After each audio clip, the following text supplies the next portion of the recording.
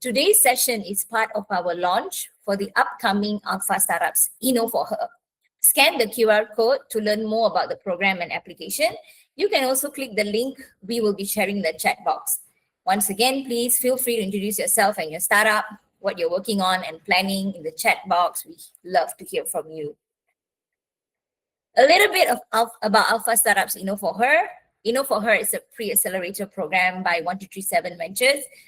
For Her, we started our first batch early this year.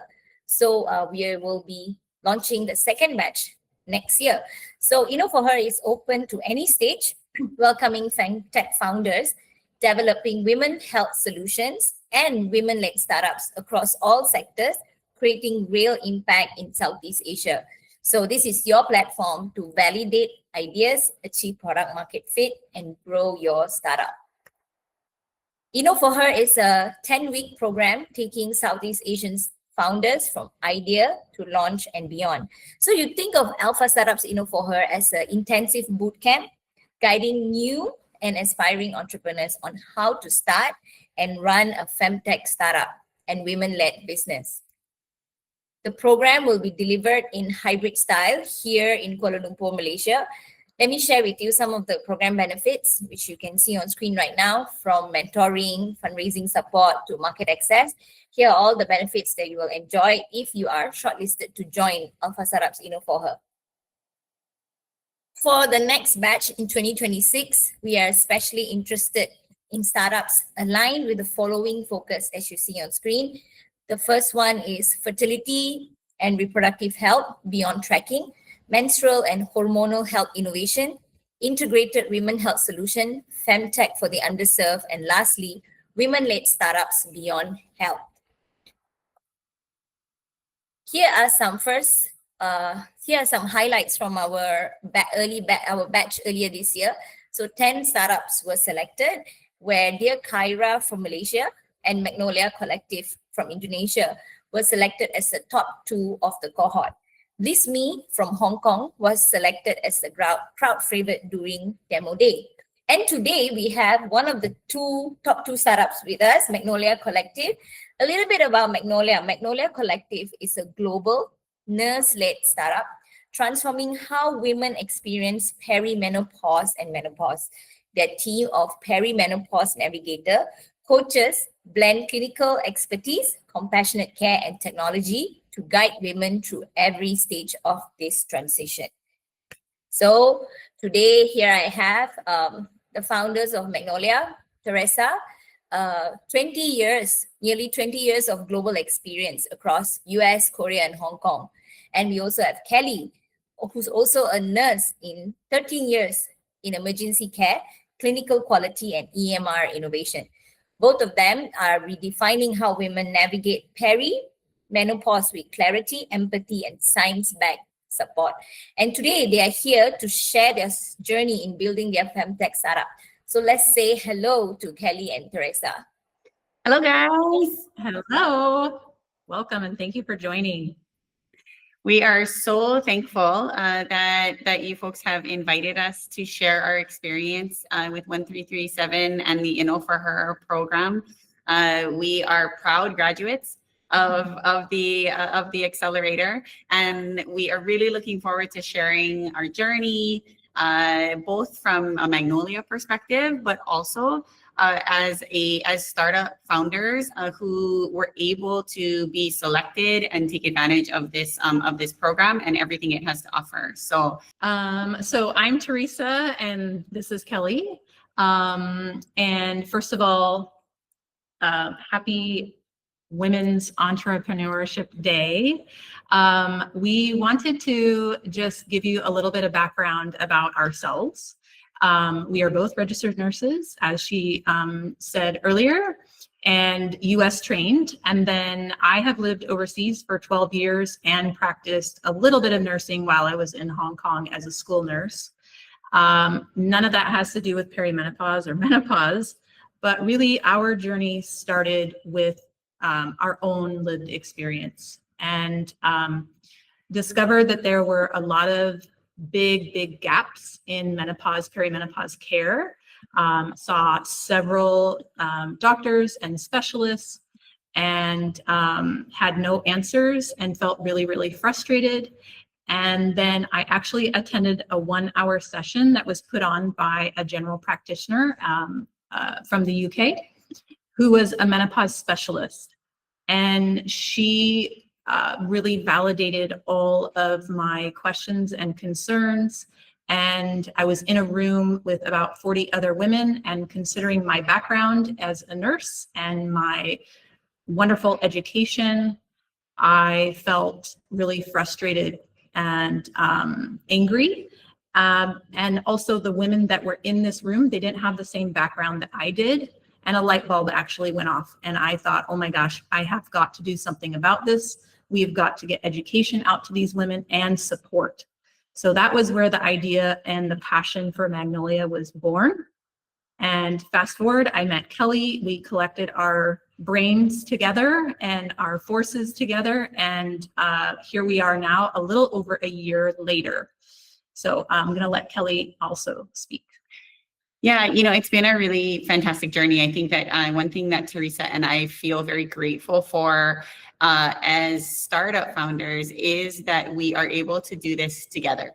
It can often be a isolating and a lonely journey when it's just you championing a cause. And so being able to work together, being able to partner, being able to appreciate and use each other's strengths and also our opportunities to help with that complete picture. So just as founders, that part of working together, if you're considering a startup or if you're learning about startups, that part of it is actually in itself quite empowering. Yes, absolutely. Yeah. So really this journey on the FemTech frontier, it represents to us more than just the literal term, female technology. And so for FemTech, what it really represents is a movement. So it's actually like rewriting the whole experience about women's health. It's saying that instead of this being, a siloed effort, we must do care for women or we must do technology. It's that we're saying that women's health deserves a collaborative approach. And I think it's this understanding that in women's health overall, in multiple sectors, they're underserved, underfunded, under-resourced, Under-researched. Yeah, under-researched, carrying these old mindsets or old, perspectives.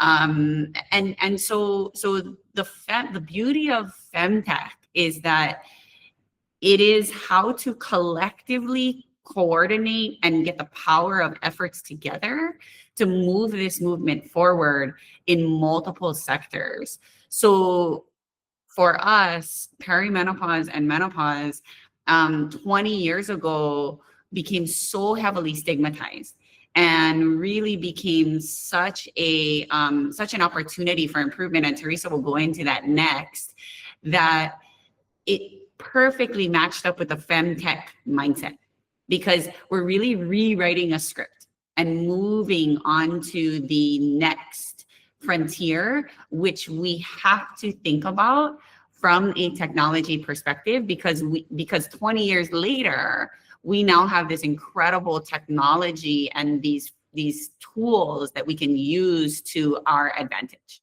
So just a few statistics about the menopause gap. 1.8 billion, that's US dollars. Women are actually globally, they're missing out from lost work. So it's an enormous impact on the economy. 73% of women are actually never, they're never educated. Actually, that number is higher. These women, 73%, they don't ever seek treatment because they don't know that they can. So, and there's a huge number, 90% of postmenopausal women, they were never actually taught about this topic. 50% of the world's population is women. 100% of them will go through this. No questions asked. Doesn't matter about anything else. You will go through this if you are a female. So for us, that is an enormous market.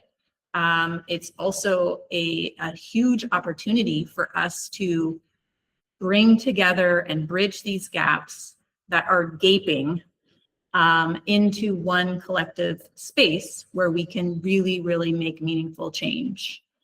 Yeah, and that was one thing that our mentors, and going through the For Her program, one thing that they helped us to really anchor in was to dig down into the problem. This is not one culture. This is not one location. This is a global systemic issue, and the anchoring our mission, our why in why is this important to us, not only because we've gone through it, but also to say that, you know, this is something that every woman is gonna go through, really was insightful in how we built our philosophy and our startup overall through the For Her journey. Yeah, I would add too that it can be, because it is such a global issue, that can actually be really, really overwhelming. And so part of For Her, some of their guidance was to try to hone in on a market specifically, because otherwise, if you look at it in its global sense, you're really just dropping a drop into the ocean. So trying to continue to maintain that focus and really stay hyper-focused on the market at hand. Otherwise, it is too overwhelming. So some turning pain points into purpose for us is really our mission at Magnolia and holding true to that always. Sometimes we were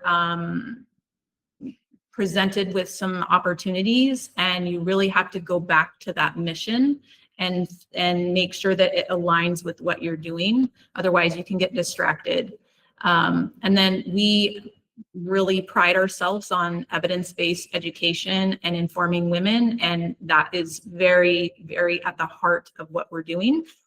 And then also acting as we have our sort of medical background and being able to translate that information to lay people.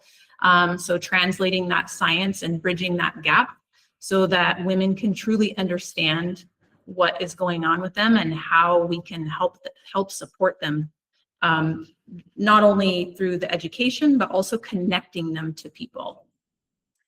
Yeah, definitely. I think one thing, Theresa, that has really resonated with us across this journey is our role as nurses and how we have used that passion to help us build what we are passionate about here in Magnolia. So the role of the nurse is really the connector. Theresa, you like to describe it as like the mom, like you're holding the hand, right? You're here and you are looking over what is happening with the patient. And you're taking the diagnosis from a doctor, you're taking the medications that the patient was prescribed, you're taking the recommendations from the physical therapist, you're taking the, the day-to-day of what's happening with the patient. And as a nurse, we're saying, okay, what does that look like in a collective picture? And how do we use that collective picture and the support around it to bring together this journey for the patient? And it's very unique. And so it's very unique to the patient. And so we really, when we've built Magnolia, we have built it from a nurse mindset. So it's much more than nursing, but we built it from a nurse mindset because we said, you know what, women are saying that they don't know where to go. They don't feel heard, and that they wish that the system made more sense for them. And for us, that was that's what nurses do. Yeah. Right? Yes, like absolutely. that's our job. And so it was really exciting. We have really started from a grassroots effort. And from the grassroots effort, Theresa started giving presentations in a barn, True. or in like a conference room, with 5 or 6 women to audiences of 50 plus or 100 plus, where you just continue to have this conversation. And we'll talk a little bit about that. What does that look like when you start from grassroots up to system? Because I think as startup founders, that's the journey that you're going on too, is you're starting literally from zero. And for her has been really has been such a great catalyst to help us go along that journey.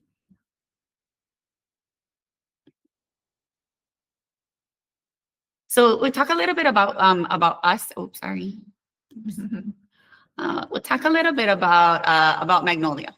So we hopefully have explained our why, to change the conversation, to change the narrative around perimenopause and menopause support for women during this stage of their lives. And we're doing that with our FemTech solution. So our FemTech solution acts as a conduit for the service and the support around perimenopause care.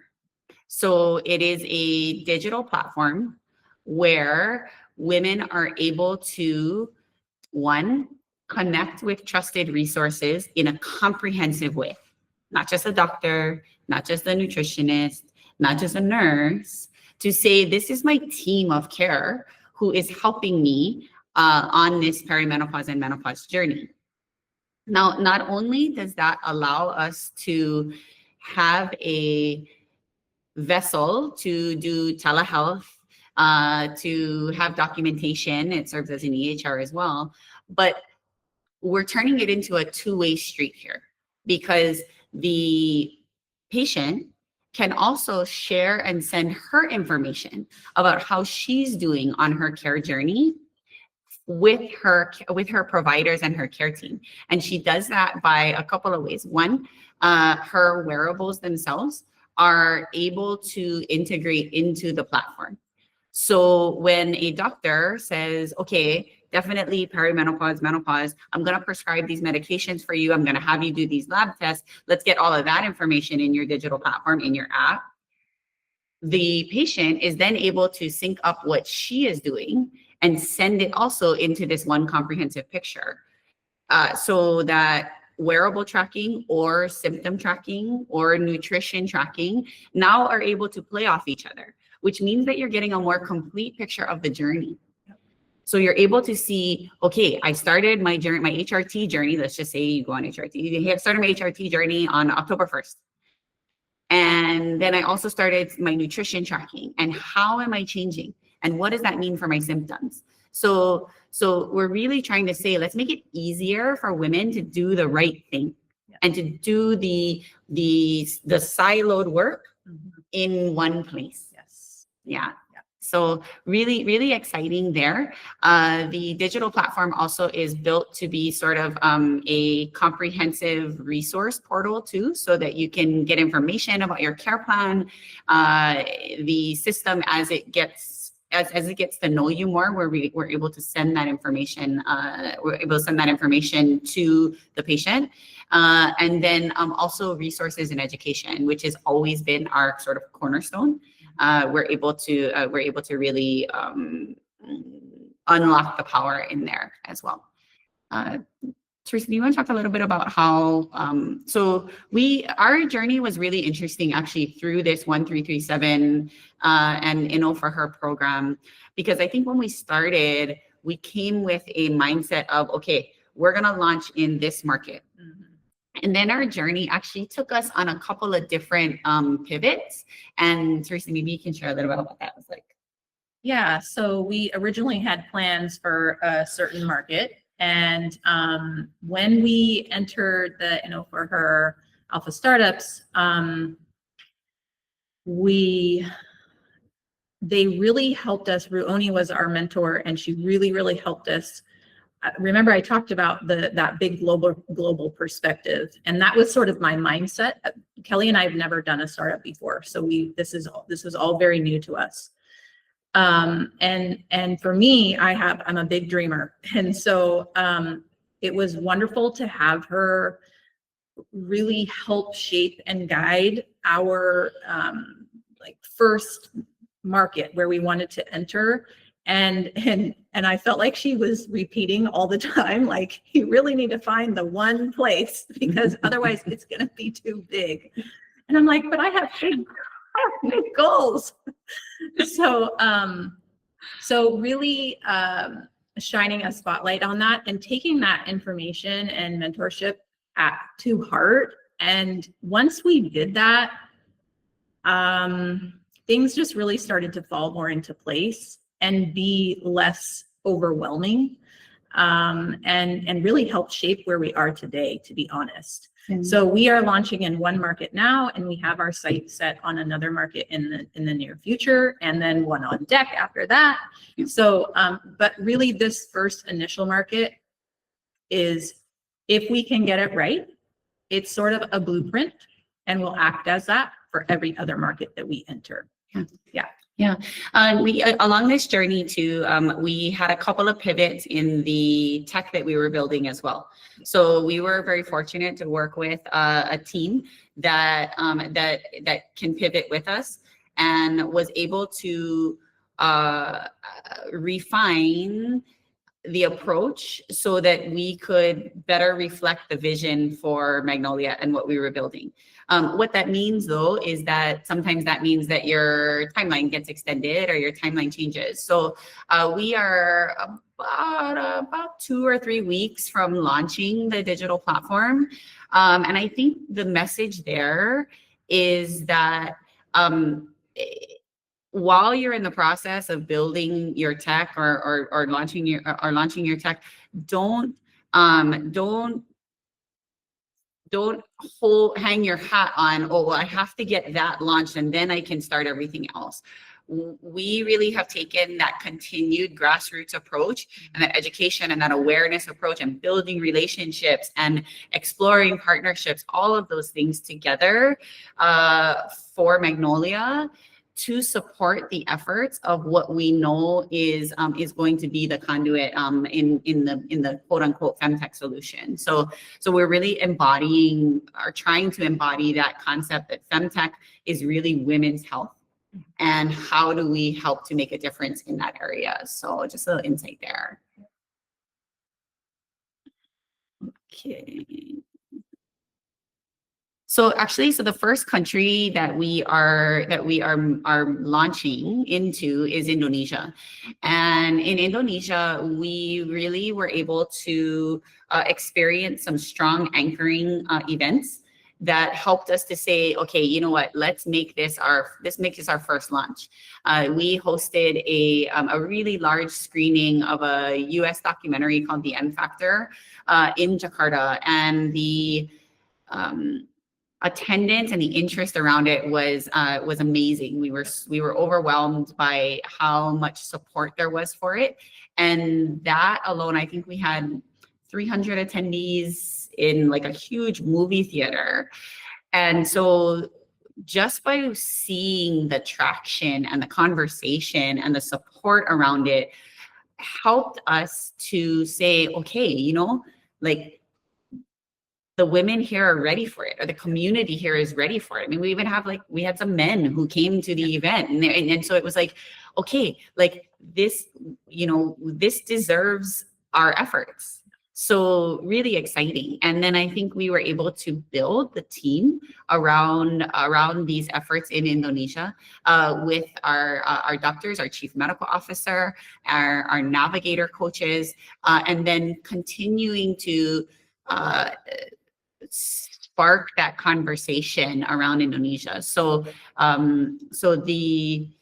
those markers really helped us to say, okay, let's focus here. Let's build the proof of concept. Let's launch the proof of concept. Let's get it. Let's get our MVP here in this market, and then we can refine, and then we can go from there. Yeah, really, it was our way of testing just to make sure that this is not every culture and every country and every market is going to be open to whatever it is that you're proposing. And so that was a wonderful place, a wonderful opportunity for us to be able to sort of test.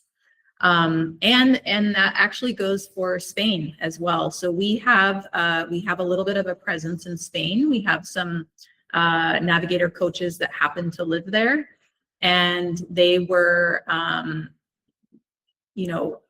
hearing a lot of interest themselves from people in their community. And so we decided to sort of replicate what we did in Indonesia, actually, and held the same documentary and then a really informational, educational session.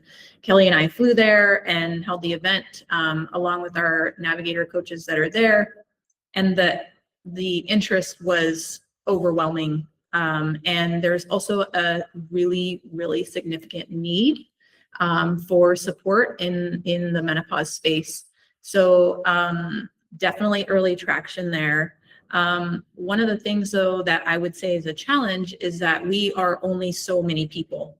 So we only have so many, human hours to dedicate to this passion. And so we're being very strategic about looking into a launch in Spain and future markets. But in the meantime, there's still things that we can do to help support and maintain our relationships there until we actually are ready. And so one of the things that we are doing right now is we're launching our Magnolia Circle for Spain, and that's just an opportunity for and a space for women to come together and lean on each other, ask questions, get support in not to the full capacity that we can with through our app and our navigators, but it's a touch point. It's also sort of that continuation of testing the market to see if there really truly is space for Magnolia. It's turning out that there is, and I'm so eager to get there and do what we can to help, but one thing at a time. Yeah. Just a plug, guys. If you guys are in the FemTech space, which I would assume everybody here is, I think, there are FemTech associations in multiple regions. There's a fantastic association called FemTech Association of Asia that you are able to become a part of, and the connections and the collaborations and the like-minded people that are in those communities are really wonderful. So just a plug, FemTech Spain also, and I think in a lot of different regions. Yeah, they're starting to pop up more and more, and often are led by very well-connected, well-intentioned female leaders who are wonderful resources and probably will be your greatest cheerleader.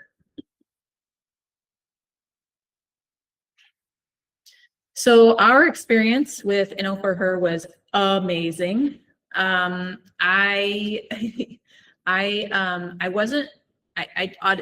I wasn't quite sure what to expect because, again, this is my first startup, Kelly's first startup.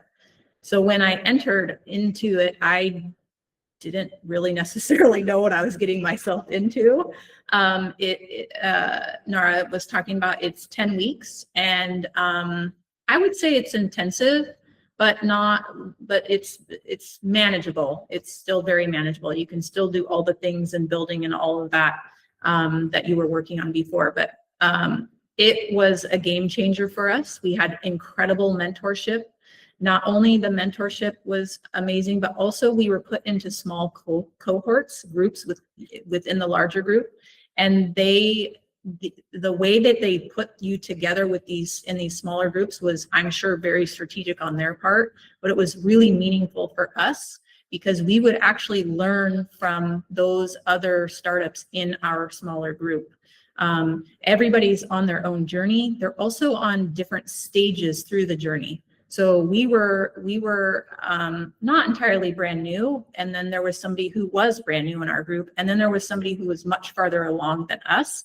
And I think we all just shared this incredible, we were very supportive of each other, but then we just learned from each other so much. And I cannot tell you how amazing Ruoni was. She was our mentor and still to this day is one of our greatest cheerleaders, I think. Still we have these connections that are like, hey, I think this would be a good fit for you guys. Do you guys want to, do you guys want to talk and chat? And I think that's something also that the benefit of a startup accelerator, like, for her, is that it starts to connect you into the circle of like-minded individuals or companies that are passionate about the same things that you are. And I think as a new startup founder, I really appreciate the open-mindedness and the collaborative mindset amongst this community. And because I think that the way that we succeed is that we learn from each other and we collaborate with each other. And so I think that was a very wonderful and helped us to sort of anchor ourselves in that perspective, which we've taken from the For Her program, and really continue to try to perpetuate that. I would also add too that starting a business is can be really lonely, and starting a business in FemTech can be even more lonely. And so having those people in that cohort who are all females, who are in our group, they were all happen to be females, who are, FemTech startup, they're going through the same process, and being able to lean on those people and just share in some of the challenges and how did they work through it. And, that's really, it was really powerful as well. Very, very nice to have. Yeah. Tangibly in the program, we refined our mission, our vision, our objective, our structure. It all culminates in how you pitch yourself to anyone who's willing to listen, basically. And I mean, we must bless Roni and her patience, because we must have gone through like so many revisions to our what looks like our pitch deck, but really represents who we are and what we do. And so tangibly, that guidance and that mentorship of For Her, priceless. Absolutely priceless. On top of that, you do this, you create this vision about who you are and what you do, and then you practice it.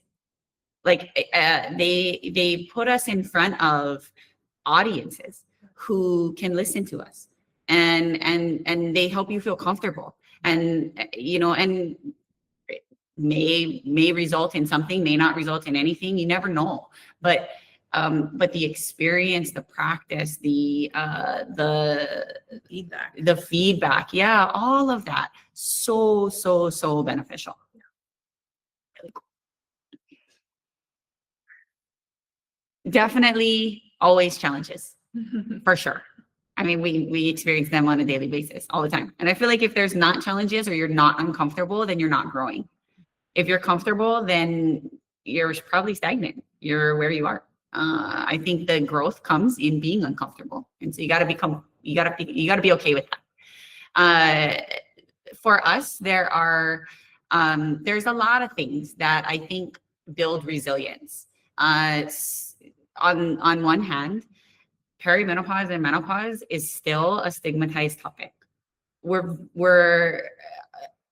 The conversation is timely. There's a lot of traction being made. I don't know if any of you follow the US news. There was a huge decision from the Food and Drug Administration to remove black box warnings on hormone replacement therapy, which is more representative of the willingness to open the conversation around hormone replacement therapy again, which is transformational.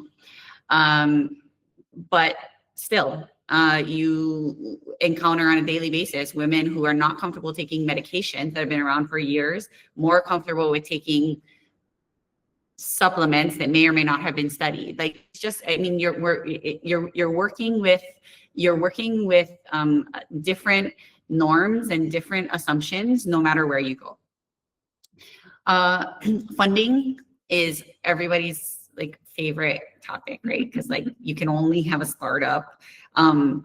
you only go so far by like sweat and tears alone, whatever, blood, sweat, tears alone. So at some point you need money.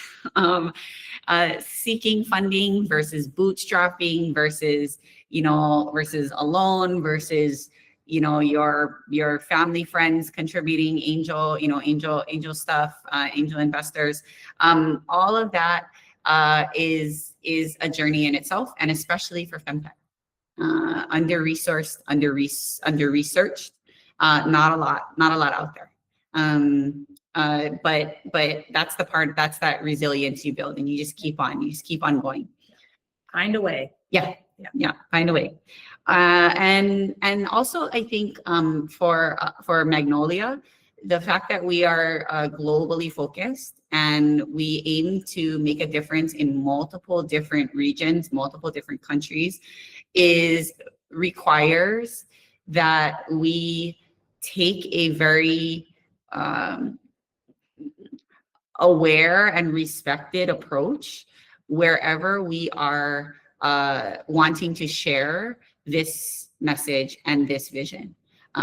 What we do in one place is not going to be the same that when we do it in somewhere else, whether it be building the actual structure or whether it be in the conversations that we have.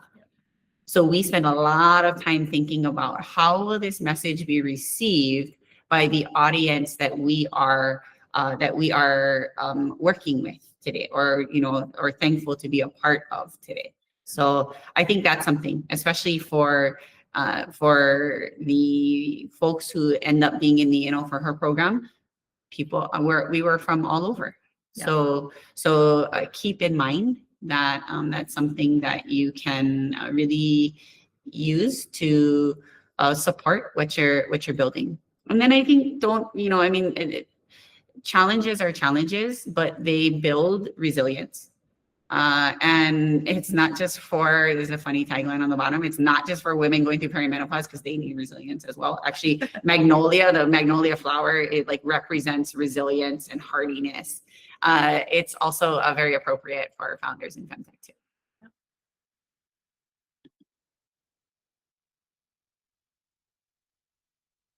So just some lessons for those in the audience who are aspiring to be FemTech founders themselves or to join For Her.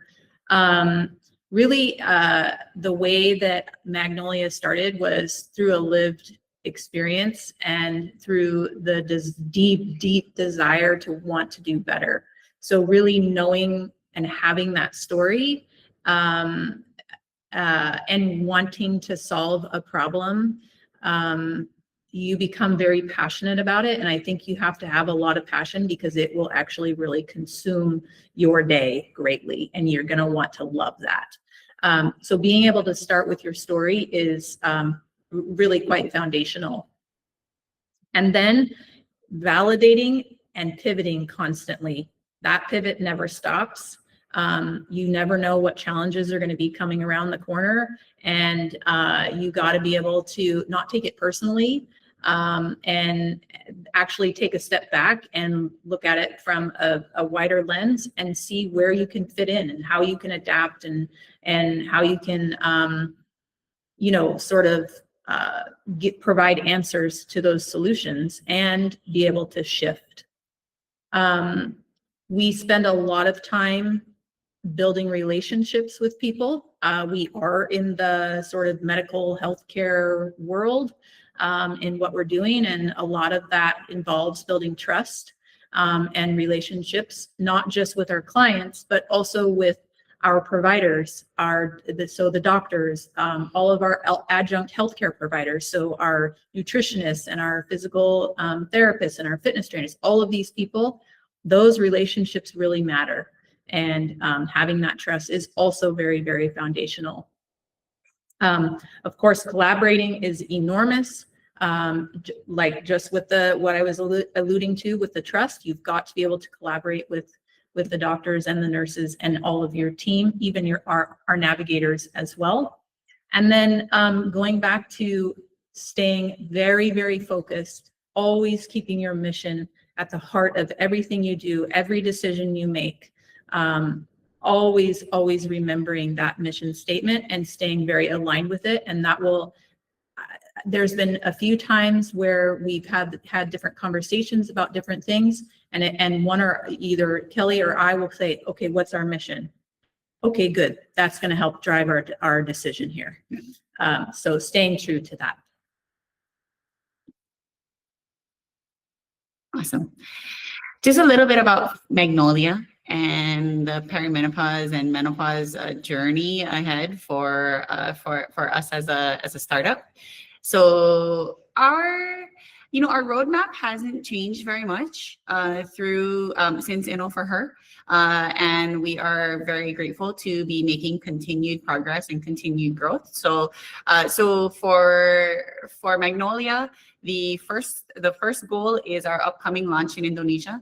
And the launch of the app is actually paired with a program. So it's a membership-based program for the care that women can take advantage of and that they can enroll in, so that we actually are.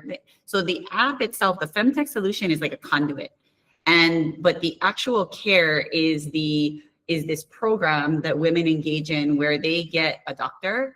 They get a navigator who ends up, being a nurse that we train from that area, plus any specialists who all come together to take care of that plan. So that's what we're launching first in Indonesia, and then moving forward into Malaysia, Singapore. Actually, traction-wise, will maybe our next Asia location that we move into, and then we made some great connections in Malaysia from for her program. The strengthening of partnerships. So we will start as B2C, but the model is really built for not only B2C, but also for B2B. And really, it's that appreciation for the way that we're going to catalyze the conversation is when we can reach bigger groups of women in a collective way. And so women in the workplace is a very good and forward-thinking strategy to help support this conversation. We continue to build our navigator coach and our provider network and our specialist network. So bringing on, I think we've got 4 navigators and chief medical officer in one place, medical advisor in another. So continuing to build. And so we'll do that first in Indonesia, and then we'll do that in each market, so that we have a very comprehensive network of specialists that can help women. And never forgetting our grassroots approach with our communities, helping women feel heard, helping them feel supported with resources, helping them with an answer of where to go. Our real goal is that when women think about perimenopause and menopause, they think about Magnolia. So, and that's because every woman, they deserve to feel supported and to make it easy for them to do the right thing.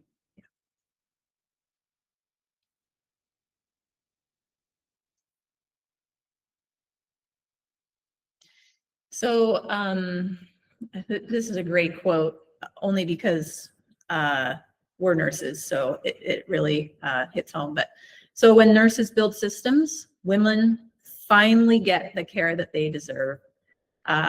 We are unique, actually, in our market. There are some other companies that are out there that are building something similar, but nothing with the lens of a nurse. And it all really falls back to our training and our experience and our ability to see the person as a whole. Taking a topic that is taboo and seeing the gaps as well, and being able to bring that all together into one space to make something really super easy. That's where the traction is coming from. Yeah, great. And I think the message here for anyone who's an aspiring startup founder is always lead with your why. Mm-hmm. Why is this important? Where's the pain points? What is the problem that we're trying to solve? And anchor yourself to that. That's where you're really going to start to ground yourself in your mission, which will help to drive your future. And of course, we're extremely, extremely grateful for all of the support. The program that we were put through with For Her has really helped shape us as a whole, and helped help us become more resilient, help us to see things in a different way that we would never have seen had we not gone through this program. And so we're very, very grateful for the opportunity, and I just don't think you can go wrong. Yeah. And thank you to For Her for believing in women-led or women-supported or women-focused innovation. You folks have crafted a space that really resonates with how we are trying to change the landscape in FemTech and in women's health overall. So we're very grateful. We highly encourage that you guys become a part of this, and always open to any conversations, any questions. We'll share here ways to connect with us for Magnolia Collective. And Yeah. Any questions? I don't know if we have time for questions. Do we have time, Nara? Yes, we do. Thank you so much, Theresa and Kelly, for all that amazing things that you have to say about For Her Alpha Startups. Thank you so much. And thank you so much for the great insights that you've shared today. I do have some questions while we wait for the audience to share any question. So I have a few questions though. So the first question is, with more startups emerging in the menopause space, like all over the world, can you just refresh our mind again? What made you decide that Magnolia Collective was worth building? And can you share with us, like, what gap did you see that others were not addressing? Yeah, so it actually falls back onto us being nurses, and no other company in this region in particular was doing what we wanted to do. Our vision was not happening. Even I would venture to say some of the bigger companies that are in the US, they still actually aren't doing what we are doing. And that's a lot of hand holding and actually putting everything into one space. It's not really being done. So being able to bridge all of those gaps into one space. So that's actually a really big challenge, is to do all of those things. And we just had the vision to do it. And then I would also add just knowing who your competitors are, and learning about what they have to offer, and not, how do I say this? In the menopause space, it's something that is really going right now from taboo to open, conversation. And a lot of times in the business world, there can be this, oh, they're my competition. I wanna, slap them down, and in the menopause space, we look at it very different, and we're actually championing what they're doing as well, because there's so few of us and there's so many women that need so much help. So we have become friends with a lot of these companies. We're in this journey together, and we're also learning from them. So very, very valuable there. Yeah, I think I would add that I think the reason that we really felt that we needed and were called to start Magnolia is also in our own shared passion for this stage of a woman's life and in women's health. And then also, I think it does speak to, as healthcare providers, this is our life's work. Yeah. So I think it really was important for us to look at it from the lens of, we are trying to change the trajectory of women's health over a lifetime. And it's not just I want to start this startup and I want to sell this product and then my hands are tied, like bye-bye. So I think that is why we said, when the question was, should we do this? Yeah. It was also because we are vested in changing the conversation. Okay, thanks for sharing. Also, I have a question about your MVP. Like, how did you decide what was enough to launch your MVP? Given that perimenopause, menopause is such a personal health space, or it's very complicated. What made you guys decide that okay, this was enough for now to launch your app, your MVP? Yeah, so that's a great question. So we have the overall vision of what the app will look like in its maturity. And then what we did was we really looked at what are the core elements of this platform that need to be there in order to have our clients gain how do we say it? Like, get what they need from Magnolia. And so when we anchored it in, okay, what are the core elements that women need to be able to accomplish to support them? It helped us to narrow into our MVP. So maybe we don't have the full like AI technology and guidance that's in there, but to be honest, we need the human element of connection to the providers. And we need the ability to share information back and forth. But maybe we can't get all the information to share. So what are the most important things? So when we anchored in what's most important in perimenopause and in the menopause journey, and we coupled that with what do women need as in the components of our program, then that helped us to say, okay, here's what our MVP needs to have in order to launch. Okay.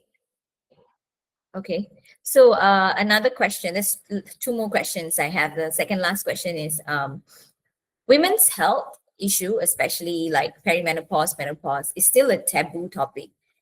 Even here in Southeast Asia, the awareness is still low. What approaches, based on your experience thus far building Magnolia, what approaches worked best to educate or engage users without overwhelming or scaring them? What challenges did you face in communicating, marketing, or getting users or women to open up?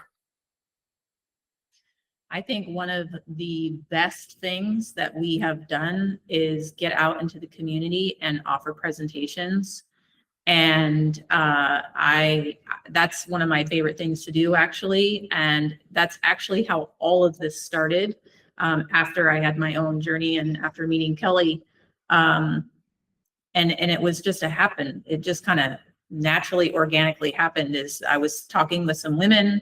They had been, kind of lightly researching about menopause and being kind of shocked about what they had been reading. And I was telling them, oh, well, actually, no, that's incorrect. And it's this. And they're like, gosh, you know a lot about this. You should give presentations. And so it just naturally and organically happened. And once I started doing those, I started doing more and more and more. And that trust was built, the relationships were built, the community was aware of what I was doing. And that's very meaningful. And just a plug, if anyone on here is interested in having an expert come and speak and share information about perimenopause and menopause, please reach out to us. The QR code is right there. I think the other piece of advice would be to find your advocates. Start the conversation, in one-to-one. Who are those trusted people in your circle that you have trust because of the nature of your relationship, and start to have the conversation with them. They're going to give you great advice. They're also going to be some of the ones who may end up being the biggest champions for you, right? Because they believe in you. So find your advocates, and then build from there, and always be open. So Theresa is fantastic about this. She's always like, hey, let's meet with this person. And sometimes I'm like, whoa, like my brain is just exploding. Like this is too much stuff. But she's always open, and we're always open to the conversation. Because at the end of the day, it means that we're having the conversation. And that helps us along the way. Yeah, I would also add, going back to it being a taboo topic and how do you get women to sort of open up about it is, I personally I make myself really vulnerable when I'm giving my presentation, and I share a little bit about my own journey. And I think, and I do that right from the beginning of the talk. And you can just see that the comfort level, you can just see people sort of ease and say, they must be thinking, okay, this is a safe space, which is exactly what I'm trying to create whenever I'm giving a presentation, which allows women to feel more comfortable to ask questions themselves. And when you do that, that is where you start to break down these barriers. And that is where the conversation starts to happen. And that's the grassroots effort to get this to not be taboo anymore. So I would say vulnerability is a big piece to that, in breaking down those barriers. So basically, find your advocate, talk to people. One of the ways to really like get women to like not feel so nervous about the topic and open up to you, right? Yeah. Yep. Great advice there. Okay, so the final question that I have for today is, all right, so being nurses gives you a unique advantage in this FemTech space, building Magnolia Collective. What would you do differently if you were to be starting over? This is actually not my first company.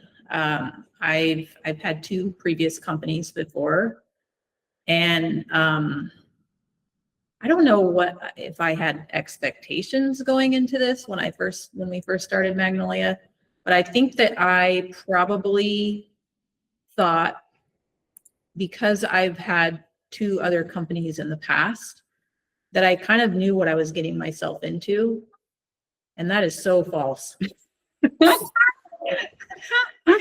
This company is very, very different. And I mean that in like a really positive way. I have learned so much in the last year on the business side of things that I never learned in those 2 other companies. So I think probably removing any sort of preconceived notion that you know what you're doing and you're getting yourself into. I think that's probably something that I would say. And just really like allowing space for growth, allowing that growth mindset. People talk about that all the time. We are living that every day. And like,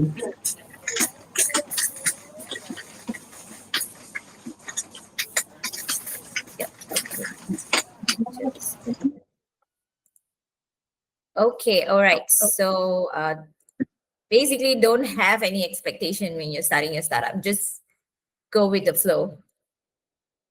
Go with the flow. Keep your goals and your mission at the heart of what you're doing, and that's and then remove any of those preconceived. I think the one other thing is be open to learning from each other and be open to learning from others. I think always keep that in mind. Yeah. Okay. So Kelly and Theresa, thank you so much for today's session. You guys gave so many valuable insights, and also we're so grateful for the amazing feedback that you had on For Her.